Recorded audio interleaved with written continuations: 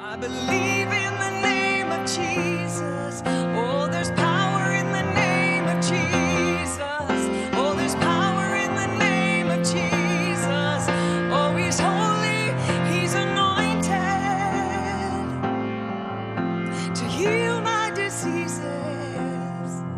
He leads me, he guides me, he loves me, he saves me. Yes, he is my Jesus.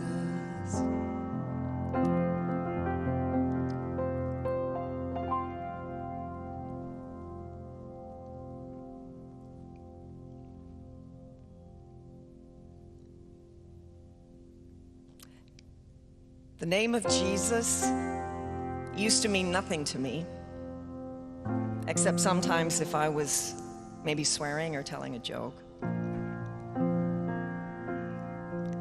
And for some reason, even though I didn't realize it, and so many of my friends, we all use that name so carelessly and so freely because it was so effective. And what we didn't understand was that the effectiveness was because there was so much power in that name. I know that now, but I didn't know it then. And I came to learn that that power could be used for good. I used to laugh and mock at Christians. I used to think I was fine without Jesus. I learned about him in school. I heard about him in church when I was growing up. But he really was just a story, just like anything else, just like history or a movie that you'd watch on TV. But it really wasn't real. I believed he was an historical figure. But the name of Jesus was the word and the power that would end up saving me from a life that I thought was okay, until I woke up one day and realized that I was not okay. You know, I think I was a people pleaser, and I learned really at an early age that how to find out what would make someone happy and make someone like me, and I would do that thing, or I would say that thing, or I would be that person, or I would be that way. And I didn't realize that as the years went by, I was losing, I guess, sight of who I really was, because I became this fabricated person that was an amalgamation of all the things that other people wanted to see and wanted to hear.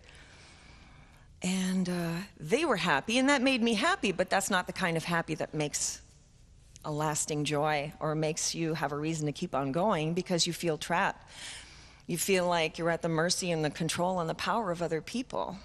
My happiness is going to depend on how happy I can make you. I don't know if there's anyone out there who's in that same boat right now, but it really isn't a great place to be in.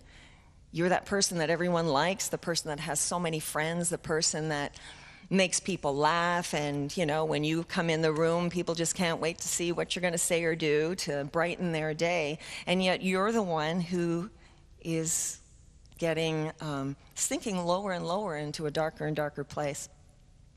And so music was the one thing that I knew made me happy, and I spent my life pursuing music. I ended up doing it full time, and I ended up traveling all over the world and being on some amazing television shows and winning awards and playing with really famous people. And the more successful I got, the unhappier I got, and I couldn't figure out why, and yet everyone thought I was living the dream.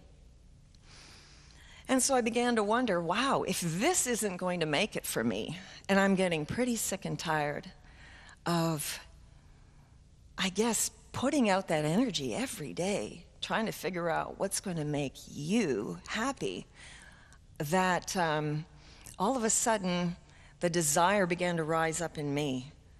Well, what's going to make Helena happy? What's going to make her want to get up tomorrow morning and get through the day? I was having trouble finding something.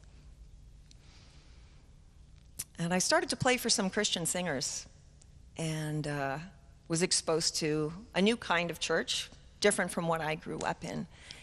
And these people seemed to be more free, and they talked about Jesus as if he was still alive, as if he was in the room. At first, I had trouble, I guess, accepting that, and I thought maybe this was some sort of a cult or a brainwashing, honestly, because he was a historical figure for me.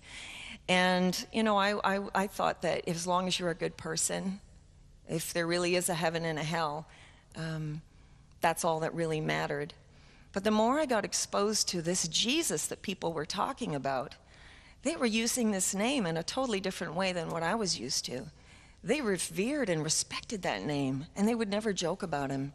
And they didn't say it loosely or flippantly or casually. And then I started to notice these people were happy. And you know what?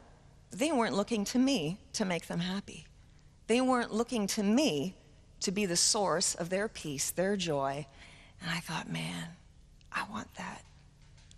That's the answer. That's it.